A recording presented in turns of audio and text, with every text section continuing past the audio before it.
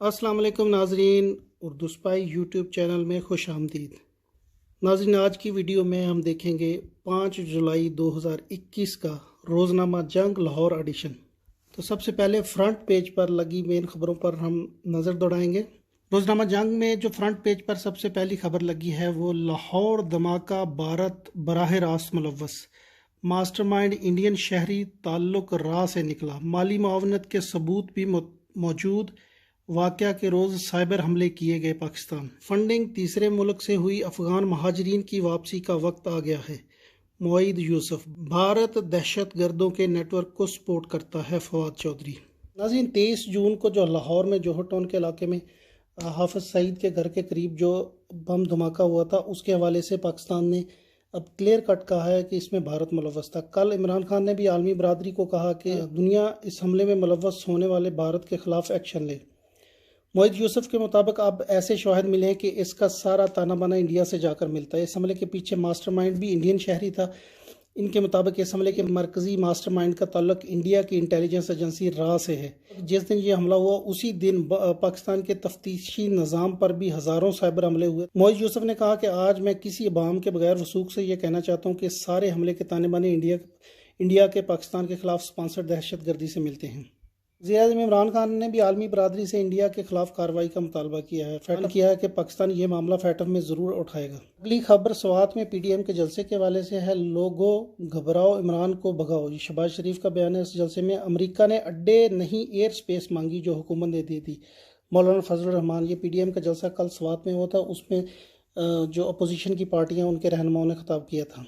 ناظرین، افغانستان میں اس وقت امریکہ اور نیٹو کی فوجوں کے جانے کے بعد طالبان بڑی تیزی سے علاقوں پر قبضہ کر رہے ہیں، اور اس لیے پاکستان کو اس وقت خدشہ ہے کہ پھر سے بہت زیادہ افغان مہاجرین پاکستان کی طرف آئیں گے۔ اس حوالے سے خبر ہے افغان مہاجرین کی متوقع آمد سے خطرات ہو سکتے ہیں۔ عمران خان کی نو منتخب ایرانی صدر سے گفتگو ہوئی، تعلقات کو مزید فروغ دینے پر اتفاق۔ وزیر اعظم کی سید ابراہیم رئیسی کو صدارتی انتخابات میں کامیابی پر مبارکباد۔ اگلی خبر پی ڈی ایم جلسہ کے حوالے سے ہے۔ پی ڈی ایم جلسہ فارغ سیاست دانوں کی پکنک تھی، حکومتی رہنما۔ اپوزیشن کا جلسہ بری طرح ناکام ہوا، ان کے بوئے بیج کی زہریلی فصل آج پوری قوم کو کاٹنا پڑ رہی ہے، وزیر اطلاعات فواد چودھری۔ چوروں کا لنڈا بازار اب عوام کو بیوقوف نہیں بنا سکتا، فرق حبیب۔ جلسہ میں مدارس کے بچوں کو لانا شرمناک۔ جماعت اسلامی کے امیر کے حوالے سے خبر ہے، جماعت اسلامی کے مہنگائی بے روزگاری کے خلاف لاہور سمیت ملک بھر میں مظاہرے۔ پیٹرول، بجلی، گیس کے بعد کھانے پینے کی اشیاء کی قیمتوں میں اضافہ شرمناک ہے، سراج الحق۔ جاری اسکیموں کے لیے فنڈز کی فراہمی کو یقینی بنایا جا رہا ہے، وزیر اعلیٰ عثمان بزدار۔ اگلی خبر پاکستان کی افغانستان میں اپنے قونصلیٹ کی بندش کی تردید۔ یہ کچھ خبریں آ رہی تھی کہ پاکستان نے جو مزار شریف میں ان کا قونصلیٹ ہے وہ بند کر دیا، لیکن اس کی تردید کی گئی ہے کل افغانستان میں موجود جو پاکستانی قونصل خانہ اس کی طرف سے۔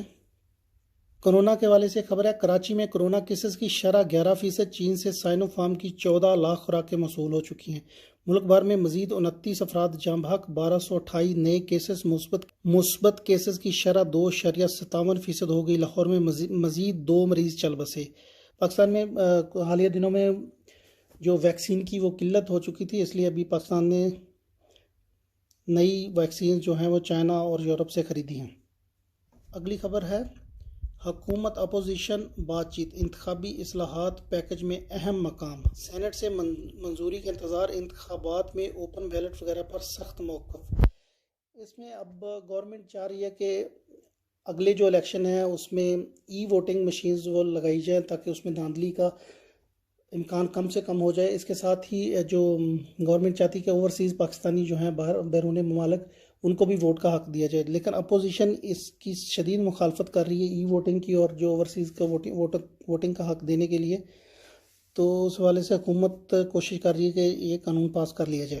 امریکہ چین سے تعلقات میں توازن قائم کرنا پڑے گا، شاہد خاقان عباسی۔ یہ جیو کے کل پروگرام سلیم صافی کے ساتھ جرگہ پروگرام میں انہوں نے بیان دیا تھا۔ لوڈ شیڈنگ کے حوالے سے خبر ہے، 2200 میگا واٹ کا شارٹ فال برقرار۔ ملک بھر میں بجلی کا جو ٹوٹل شارٹ فال ہے اس وقت 2200 میگا واٹ کی سطح پر برقرار ہے۔ اتوار یعنی 4 جولائی کو جو مجموعی پیداوار تھی 22,800 میگا واٹ، اور ملک بھر میں بجلی کی جو طلب ہے وہ 25,000 میگا واٹ رہی۔ فوجی ترجمان نے گزشتہ سال دہشت گردی بھارت کے ملوث ہونے کے شواہد دے دیے تھے۔ بھارت کے ساتھ بیک ڈور روابط ختم کر دیے معید یوسف۔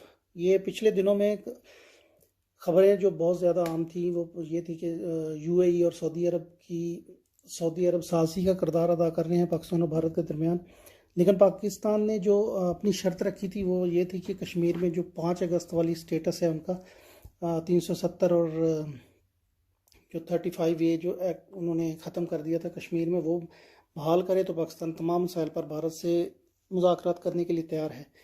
لیکن بھارت اس وقت مودی سرکار بالکل بھی اس موڈ میں نہیں ہے، وہ کشمیر کو مکمل ہڑپ کرنے کے چکر میں، اور وہ چاہتے ہیں کہ پاکستان اسی طرح کشمیر کو بھول کر ان کے ساتھ باقی معاملات پر بات چیت کرے۔ عید الاضحیٰ 21 جولائی کو ہونے کا امکان۔ محکمہ موسمیات نے بتایا ہے جناب کہ عید 21 جولائی کو بہت زیادہ چانس ہے کہ ہو جائے، کیونکہ 10 جولائی کو جو پاکستانی وقت کے مطابق 6:18 پر وہ چاند کی پیدائش ہو جائے گی، جو ذی الحج کا چاند ہے۔ طالبان کا قندھار کے اہم ضلع ملک کے چوتھائی حصے پر کنٹرول۔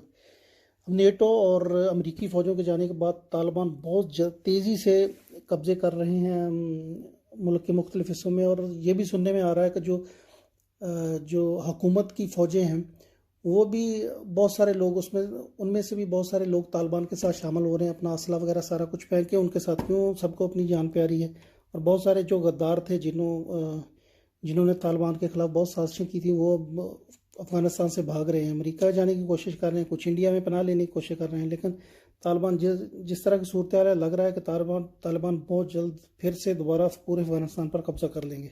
بیرون ملک پھنسے پاکستانیوں کی واپسی کے لیے خصوصی فلائٹ آپریشن آج سے شروع۔ یہ PIA کی طرف سے خصوصی طور پر 18 پروازیں چلائی گئی ہیں۔ فلائٹ آپریشن کے ذریعے مختلف ممالک میں پھنسے پاکستانی کی واپسی ممکن ہوگی، اور بکنگ کرنے والی ایئر لائنز کے خلاف کارروائی کی جا رہی ہے۔ پاکستان کی افغانستان کو ہفتہ وار 2 پروازوں کی اجازت۔ ایمریٹس ایئر لائنز پاکستان سے پروازوں کی بندش میں 14 جولائی تک توسیع۔ UAE گورنمنٹ کی طرف سے پاکستان، بنگلہ دیش، سری لنکا اور نیپال اور